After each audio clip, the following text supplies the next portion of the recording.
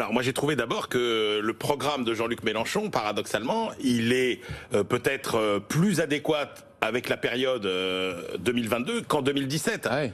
Parce que en 2017, tout le monde lui faisait l'objection, mais vous dépensez 50 des milliards, dizaines de milliards, voire des centaines de milliards, alors que vous n'avez pas la moindre queue d'un euro. Attendez, tout ce qui s'est passé depuis 5 ans, et notamment depuis la pandémie, le quoi qu'il en coûte, l'argent qu'on trouve comme ça, comme par magie presque, pour le dépenser, l'objection de dire votre budget n'est pas, enfin vous n'êtes pas raisonnable, l'objection elle tombe. Oui. Et ça, je trouve que ça donne quand même une modernité et un à-propos à son programme qui mérite d'être considéré. Et je vous avoue que les résultats de notre sondage sur la crédibilité économique de Jean-Luc Mélenchon m'ont surpris. À gauche, il est en tête. Et absolument. Devant tous les autres candidats. Absolument, absolument.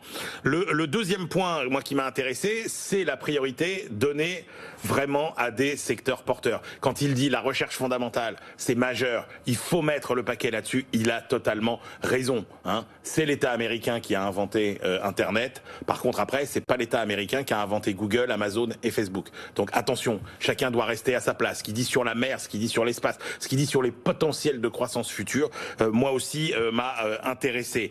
Il m'a rassuré aussi parce que pour moi, historiquement et philosophiquement, la gauche, c'est le camp du progrès social et c'est le camp du progrès économique et technologique. La gauche, c'est l'ami du progrès, de la recherche et de l'innovation. Et en cela, il est un peu en divergence avec certains écolos. Totalement. Il n'est pas pour la décroissance. Il est en convergence, par exemple, avec Fabien Roussel et le Parti communiste français, qui lui est extrêmement... Il n'est pas du tout pour la décroissance. Non. Il est dans le camp de la technologie.